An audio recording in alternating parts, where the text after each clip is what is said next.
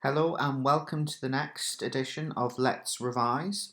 This time, let's revise Macbeth. Make sure you find somewhere comfortable to work. Get yourself some paper, some pens, and some highlighters. And then press play when you're ready.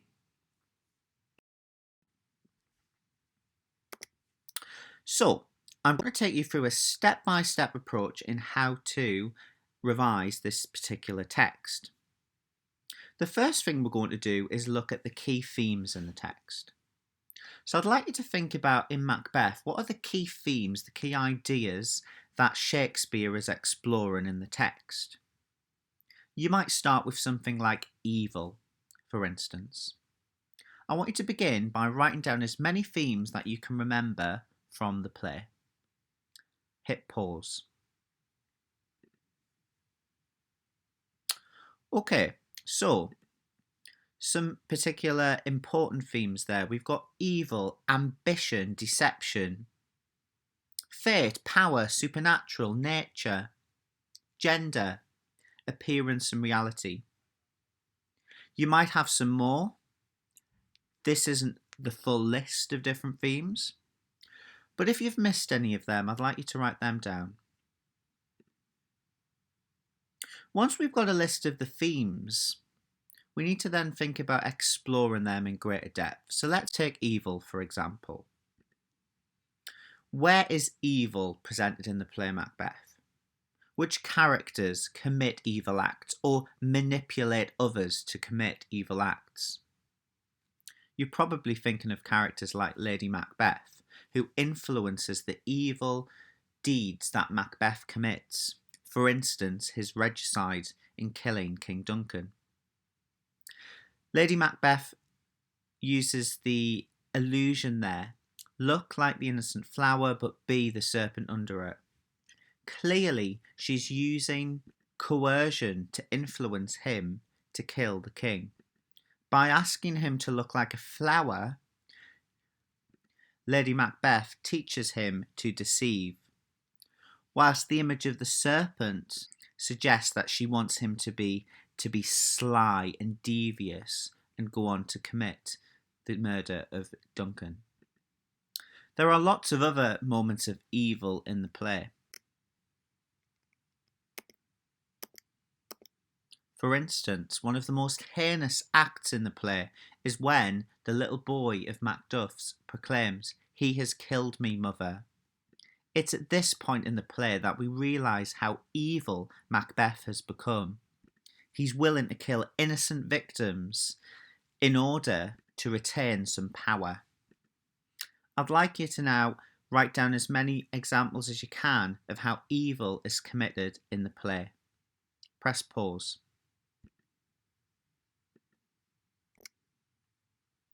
The next step is to have a list of useful short quotations to learn for each main character. So let's begin by reminding ourselves who are the characters in Macbeth. Pause to write down who you can remember. So we have Macbeth, Lady Macbeth, Banquo, Macduff, Malcolm, Duncan, and the witches as our most notable characters in the play. It's a good idea to think about what each character does in the play, what they say in the play, but also what they represent in the play. So let's focus in on Macbeth. And let's write down some quotations that link to his character and what we learn about him. So, one thing that he says is that he is in blood stepped in so far. This is important in the play, as this represents that his bravery is based upon a moral desperation. He almost feels like there's no point stopping in his killing spree because he has committed acts that are so evil in killing Duncan that there's no way back.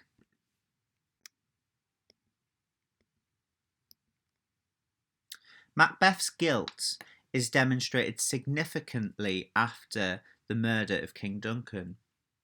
Not only does he talk about references to lack of sleep and sleeplessness, He talks about how his hands are almost a manifestation of his guilt. He proclaims, "Will all great Neptune's ocean wash this blood clean from my hand?"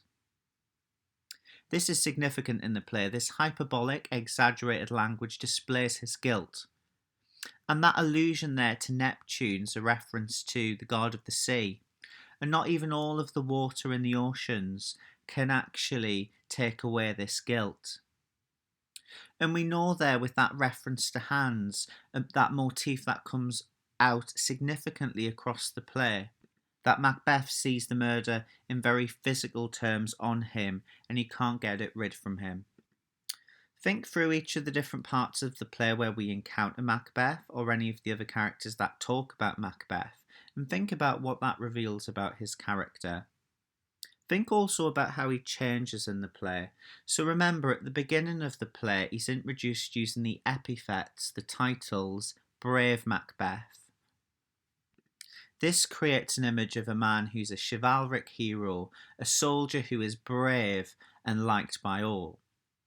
However, this version of Macbeth clearly alters and as he deteriorates, especially under the influence of women such as the witches and Lady Macbeth in the play. So I'd like you to go through each of the moments in the play and write down any key quotations you can remember and what they reveal about him. Hit pause. The next step is to think about Shakespeare's language, the choices that Shakespeare makes when he constructs the play. Make sure that you've got a good understanding of the terminology here and check with your teacher if you feel like you need some help understanding some of them. This will help you to prepare. For instance, there we've got the keyword characterization. We need to be able to talk about how Shakespeare uses methods such as dialogue to help characterize Macbeth and Lady Macbeth. For instance, their sharp speech at the point when Macbeth has just killed King Duncan demonstrates his disturbed mind. And also it's his wife who then acts in a very commanding way by saying, "Give me the daggers," using that there, the imperative sentence to convey that she's in control, she's taken charge, and she's taken a business-like approach in order to create a sense of calm within him following the murder. Go through and just be checking through that you know each of these. The next step is to have a list of 6 things to say about the form and the structure of the text. Remember, the structure of the text is all of the events and where they happen in the play and why. And the form of the text is anything to do with the genre of it being a play. So what specific things relate to scenes and scene juxtapositions and characters and soliloquies. So let's have a look at this terminology. Check through, do you understand each of these? Which are relevant to Macbeth, which aren't? And let's choose one. So we've got there the writer uses contrasts in Lady Macbeth's attitudes. This is used by Shakespeare to show that her early complacency over guilt is clearly challenged. We know that at the beginning of the play, that business-like approach is something that is lost later in the play as her repressed guilt comes out. For instance, she proclaims, "Out, out, damned spot," which is a clear indication of her guilt and all of that repressed emotion that is within her from the guilt of killing and being involved in the murder of King Duncan. Let's take another example. So Shakespeare uses asides where characters talk to the audience alone. Asides are used in order to show the increasingly isolated Macbeth and to reveal his inner turmoil. You could take others, for example, such as repeated motifs. In the case of Macbeth, we have motifs such as hands, heaven and hell, blood. If we take hands, for example, we can remember that at the end of the play, Lady Macbeth says, "Will all the perfumes of Arabia sweeten this little hand?" It's this image of hands that almost becomes a physical mark of their guilt, a permanent marker of the misdeeds that have been committed in the play. I'd like you to now hit pause and to have a look at some other examples from the play, so turning points, settings, etc. The next step is to think about the context of the play. So come up with 5 things which you can say about the text's context in an essay, things which help you understand how it might have been understood at the time, and then offer a detail. So for instance, a key one for Macbeth would be the gunpowder plot in 1605. Remember that this would have been significant when Shakespeare was writing the play, because there had been attempts for others to commit regicide. And therefore, if you like, this play is propaganda to stop people attempting to kill the king. And in the play, it's described just after Duncan's killed as the most sacrilegious murder. And notice there that language sacrilegious reminds us of the divine right of kings at the time, the idea that God was on earth personified as the king, and that killing the king would be like killing God. So write down everything that you can remember in terms of context. It might also be helpful to think about how the text might be viewed differently now to the Jacobean period. For instance, belief in the supernatural was stronger in the Jacobean period. James I, who was on the throne, was very interested in demonology, whereas belief in the supernatural isn't as strong now. This therefore might affect our interpretation of Macbeth and our view of him and how easily susceptible he is to the witches. And perhaps we might have less sympathy for him now than we might have had for him then, given that he is under their charms, and that this would have been particularly shocking for a Jacobean audience to see someone so highly influenced by the supernatural elements. And remember, the best revision is to practice answering questions in timed conditions. We've provided you with some example questions. Use them and ask your teacher if you would like any additional exam papers to help support you. It's important to remember that in the exam, you're given a debate question to think about, which is very open, but you're also given an extract to support you to get started and to make reference to a specific part of the play. But remember, it's important that you discuss the play in its entirety and to explore the key concept and idea or character throughout the rest of the play. We're now going to move on to exploring some of the more ambitious parts of the text and some of the methods to help you to revise to achieve above a pass in GCSE English. So step 6, more ambitious approach. Prepare conceptualized responses and paragraphs on central ideas within your text. So you want to be thinking about some of the key questions that Shakespeare is asking and exploring through this text. So what is Shakespeare's view of humanity? What is the text's attitude towards the central protagonist, Macbeth? Does the text have a moral lesson or message? Is the text making a social or political point? Does it pose any questions or dilemmas? So, for instance, does it get us to think about the concept of self-fulfilling prophecies and the impact that having a prediction or a prophecy can have upon us? Does the text have any ambivalent characters or events, anything that's strange, unusual? Does it elicit an emotional response from the reader or audience? Does the text challenge our preconceptions about anything? Is it critical of anything? Does it present any positive values? And these are some of the core questions to be thinking about with any of the literature texts that we look at. So let's take a look at the following. Does the text have a moral lesson or message? What does Shakespeare warn us about? What does he want to teach us? So an example might be, Shakespeare seems to present the damaging consequences of letting passion overcome reason through his psychotic hallucinations. That might be part of a discussion about Macbeth's character.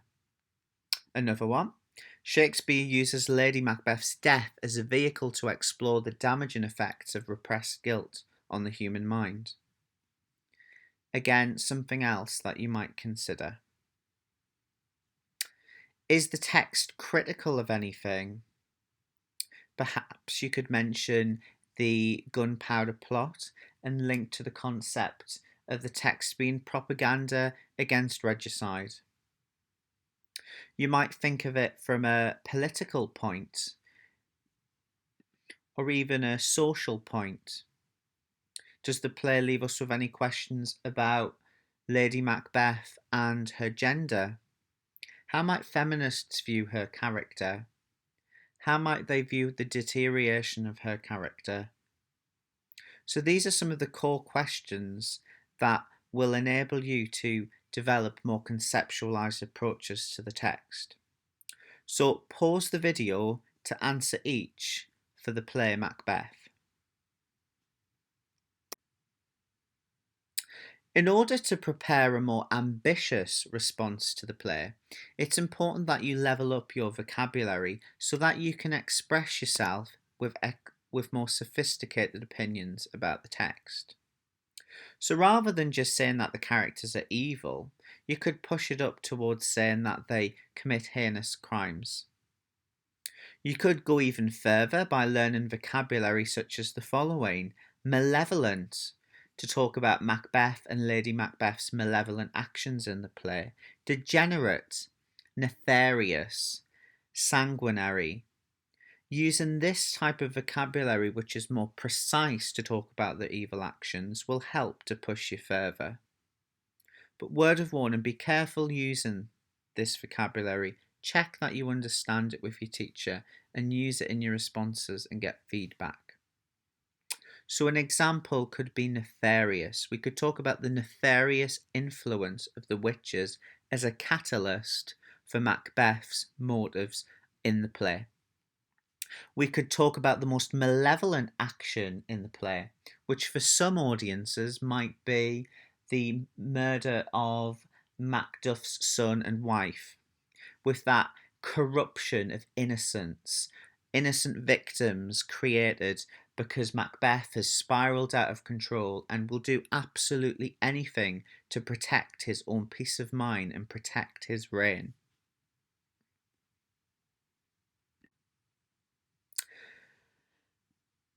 You can also think about preparing comments about the dramatic technique in Macbeth to push you on.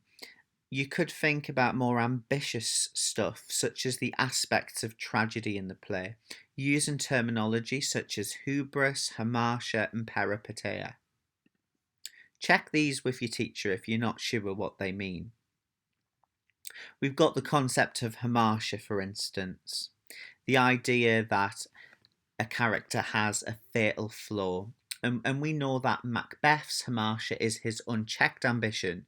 He has so much ambition, it's insatiable to the extent that he's willing to kill anybody that gets in his way in order to get power, authority, and to maintain his status. We can also talk about the soliloquies. Remember, soliloquies are when characters are talking to the audience by themselves. And we often get soliloquies from Macbeth, for instance, in the "Is this a dagger which I see before me? Come, let me clutch thee" scene, where we access his innermost feelings and thoughts prior to killing King Duncan. And it's here that we get to see the disturbed mind, the almost traumatized, disturbed mind of Macbeth prior to committing that act. You might also think about dramatic irony. An example of dramatic irony in the play might be when we have the scenes where the English are heading to kill Macbeth, but we know that the prophecies that the apparitions have given, beware Macduff, none of woman born shall harm Macbeth, and till Birnam Wood come to Dunsinane, we know as these start to become true and we switch, juxtapose between the scenes of them coming and Macbeth feeling like he's protected by what the apparitions have said, we know that this dramatic irony creates a really strong sense of excitement and dramatic tension in the play as we head towards that climactic moment where Macbeth is killed. As well, think about some of the more sophisticated linguistic features related to it being a play as well. So, for instance, we've got the juxtapositioning of scenes, and that's important too. Think about where things happen in the play and why, and how they link to each other. For juxtapositioning, that might link to the example that I've just used before with the dramatic irony, where we've got the shifting juxtapositions of scenes in the final act to create that dramatic excitement.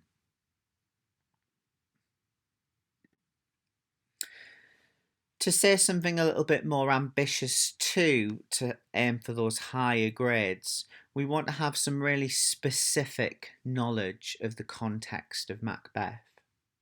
So, for instance, we'll want to be able to talk about how King James I believed in the divine right of kings, that rulers are God's lieutenants upon earth and sit upon God's throne. And we could be able in our essays to use this specifically for that really precise contextual knowledge, but also thinking about how that context links to the play. So, for instance, the idea that unnatural acts lead to sickness in the country. We've got the quotation, the earth was feverish and did shake, which could link to other examples in the play of unnatural acts in nature. For instance, the horses, which are said to apparently be eating each other. So I'm providing you here with a range of contextual comments. We've got some points there about fate and the Wheel of Fortune, which was key for the Jacobeans at the time. And for each one, be specifically thinking, how does this link to the play? How does this belief in black magic and witchcraft link to our understanding of the play? So if you want to hit pause now to add some of these comments.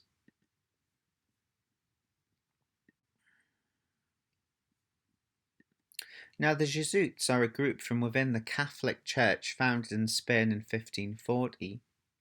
Their job was to spread Roman Catholicism. Remember, at the time of Macbeth, Protestant England had suffered many years as the enemy of Catholic Spain. The conspirators in the Gunpowder Plot were Catholics attempting to use terrorism to bring about a religious revolution.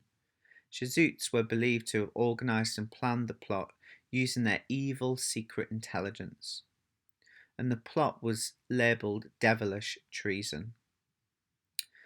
There's some specific information there about Friar Garnet and the concept there of equivocation, avoiding the truth without using an outright lie.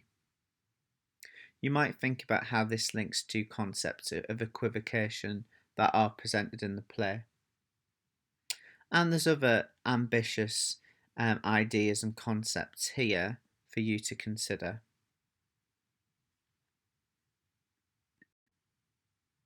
Key to being successful in the examinations this summer is being able to actually have specific references to the play.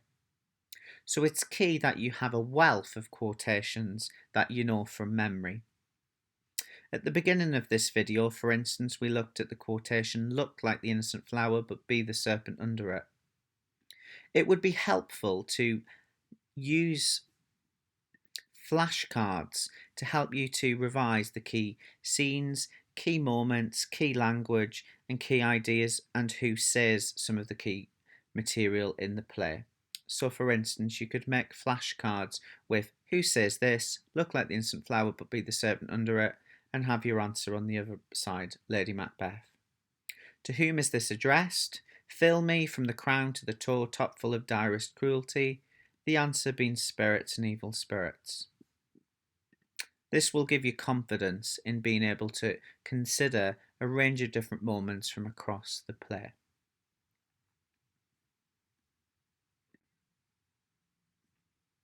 When you start to write your essays, it's important to consider what you actually get marks for. So it's important to remember that you're getting marks for offering intelligent personal responses to the question, using quotations and details to support your ideas. Remember to give precise references to moments in the play, with who said what and why. What key events happen in the play. Remember to make your points unique. Try to not say the obvious. Try to think of something fresh and something that's well considered. It's important to plan your points before getting them straight to paper. Analysing the language, form and structure. It's important that you consider a range of the different writers' methods, whether that's Shakespeare using dramatic irony, whether it's him using a climax in the play, foreshadowing, and also looking at the language, so some of the allusions in the play, the metaphors, the symbolisms, the motifs of hands, for instance, using the range of subject terminology in your answer, such as motif, dramatic irony, foreshadowing, soliloquy, all of the language relevant to writing about a Shakespeare play. Explore the effects of the choices. So what do the words have connotations with? What does that moment in the play signify? What does this event show about the character? And therefore, what does this characterization make us feel or respond? How might different audiences respond to the character? So for instance, some audiences might be incredibly critical of Macbeth, whereas some may hold some sympathy for him because of the coercion of other characters on him. Think about how key moments and key language choices and key ideas could be considered differently. Remember to mention the context. The text being a Jacobean play is important. It's also wise to keep referring back to the debate in the question. So if you were given a question such as how far do you think Shakespeare presents Lady Macbeth as a powerful woman, define what you think a powerful woman is. Think about what a powerful woman would look like in the Jacobean period and what would constitute power, and use that to keep linking back to the context in relation to your answer. And make sure you use accurate and mature style in your writing, vocabulary that is mature, words such as nefarious, malevolent, to deliver your points. It's also key that you check your work for accuracy, for spelling, punctuation and grammar, leaving some time at the end of the exam to check through that your answer is articulate and correct. Some of the best practice in terms of your revision will be to practice some exam papers. So we've got here, starting with this speech, explain how you think Shakespeare presents the relationship between Macbeth and Lady Macbeth. Read through the answer carefully, making sure that you think about how the relationship between Macbeth and Lady Macbeth is presented in this part of the play, but also in a range of parts of the play. And then starting your introduction with an idea from across the whole play, and then considering different moments.